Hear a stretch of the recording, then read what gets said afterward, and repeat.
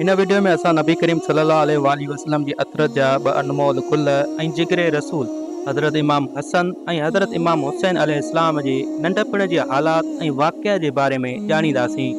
नबी करीम सल्लल्लाहु अलैहि वसल्लम ऐं साहबा इकराम जा हज़रत इमाम हसन ऐं हुसैन सां अक़ीदत ऐं मोहबत जा चंद वाक़ियात बि पेश कंदासीं।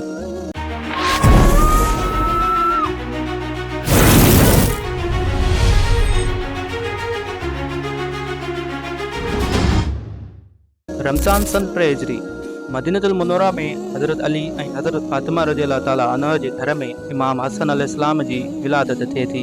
नबी सल्लल्लाहु अलैहि वसल्लम खे जॾहिं ख़बर मिले थी त हज़रत मोहम्मद सल्लल्लाहु अलैहि वसल्लम तशरीफ़ रखनि था ऐं पंहिंजे ॾोहिटे जो नालो हज़रत हसन रखनि था। शोबान 6 हिजरी इमाम हुसैन अलैहिस्सलाम जी विलादत थिए थी।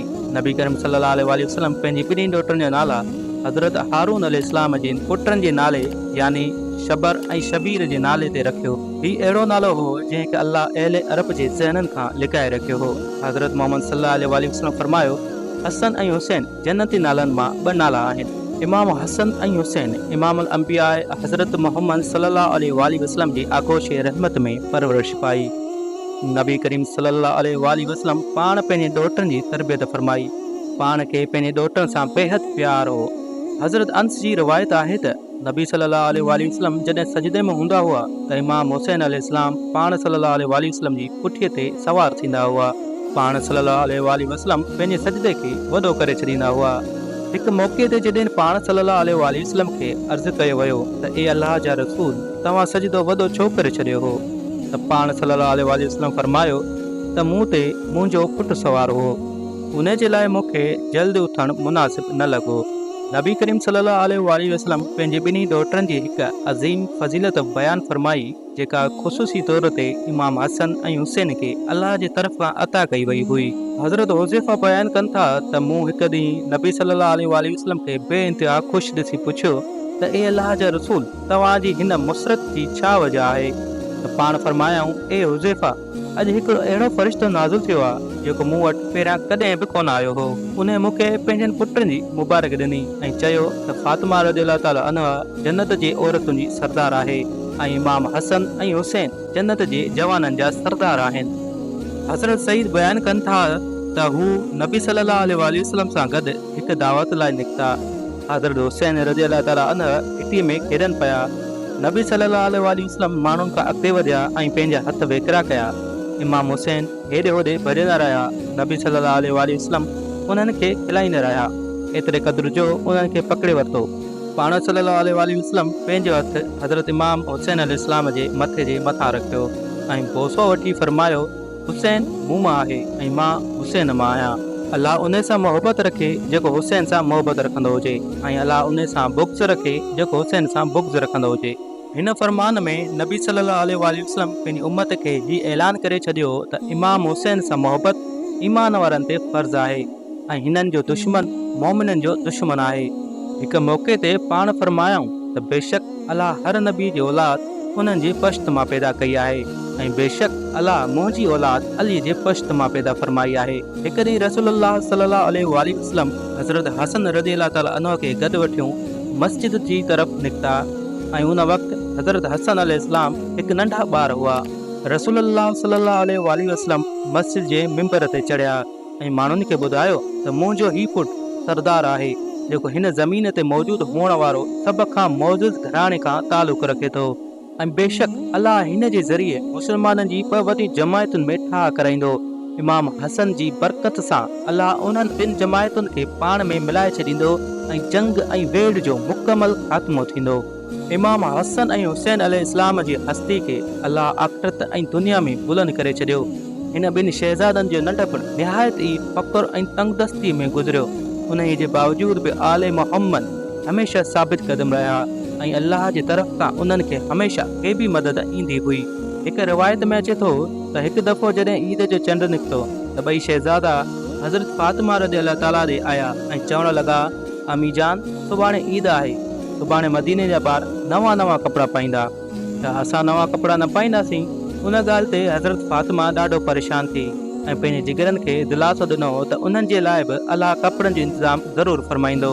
पाण नमाज़ अदा कयाऊं ऐं अलाह खां दुआ घुरी त कुझु ई पलनि में कंहिं दरवाज़ो खड़कायो। पुछा कयाऊं त केरु आहे? चवणु लॻो त मां अहले बैत जो दर्ज़ी आहियां, शहज़ादनि जे लाइ कपिड़ा खणी आयो आहियां। हज़रत फातिमा रज़ियल्लाहु ताला कपिड़ा वरिता। जॾहिं नबी करीम सल्लल्लाहु अलैहि वसल्लम सुबुह जो हसन ऐं हुसैन खे नवनि कपिड़नि में ॾिठो त फरमायाऊं, ए फातिमा, छा तव्हांखे ख़बर आहे त हीअ कपिड़ा किथां आया आहिनि? अर्ज़ु कयो त अब्बा जान, तव्हां ई ॿुधायो। पाण फरमायाऊं त हीअ कपिड़ा जन्नत मां आया आहिनि ऐं उहो माण्हू जेको कपिड़ा खणी आयो हो उहो हज़रत जिब्राइल अमीन हो। साहबा कराम ऐं ख़लीफ़ा राशिदीन बि हसनैन अलैहिस्सलाम सां बेपनाह मोहबत ऐं अक़ीदत रखनि पिया ऐं उन्हनि जी इज़त तौक़ीर फरमाईंदा हुआ। हिकु रवायत में आहे त जॾहिं हज़रत उमर इब्न ख़िताब रज़ियल्लाहु ताला अन्हु ख़लीफ़तुल मुस्लिमीन हुआ त पाण हिकु ॾींहुं मिंबर रसूल ते ख़ुतबो ॾेई रहिया हुआ त हज़रत इमाम हुसैन अलैहिस्सलाम पाण ॾे आया ऐं उन्हनि खे फरमायो त तव्हां मुंहिंजे नाने जे मिंबर तां हेठि लही अचो ऐं पंहिंजे वालिद जे मिंबर ते तशरीफ़ खणी वञो। हज़रत उमर चयो, मुंहिंजे वालिद जो त को बि मिंबर कोन्हे। इहो चई हज़रत उमर इमाम हुसैन अलैहिस्सलाम खे पाण सां विहारियो।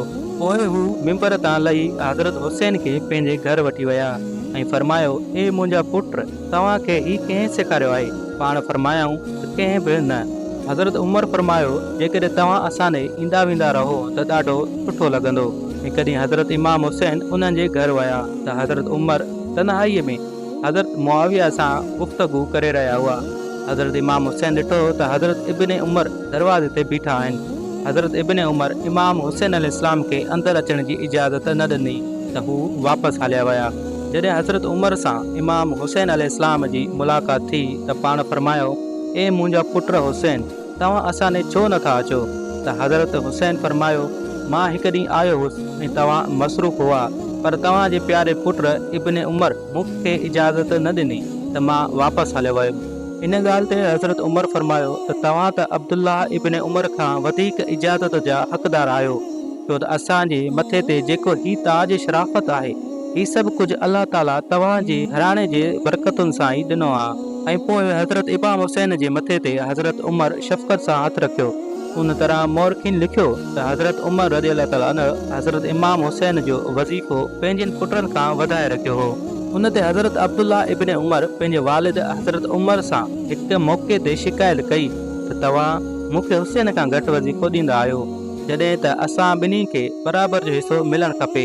रिवायत में आहे त हज़रत उमर रज़ियल्लाहु ताला अन्हु उन्हनि ते नाराज़गी जो इज़हार कयो ऐं फरमायो त तव्हां हुसैन जी बराबरी जी ॻाल्हि कीअं था कयो?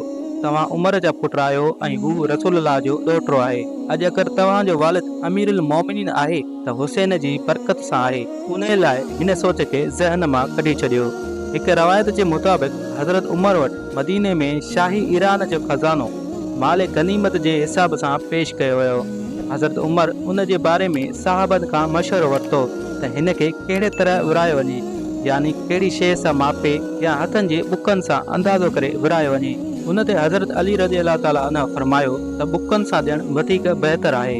हज़रत उमर सभिनी खां पहिरीं हज़रत हसन खे हिन तरह ॾिनो ऐं पोइ हज़रत हुसैन खे घुराए उन ई तरीक़े सां इनायत फरमाई ऐं पोइ उन तरह सां माण्हुनि खे घुराए ॾिनो वियो। इमाम ज़ुहरी बयानु फरमायो त हज़रत उमर साहबनि जे औलादनि खे माल गनीमत जा लिबास ॾिना। उन्हनि में इमाम हसन ऐं हुसैन जी शायान शान को लिबास न हो।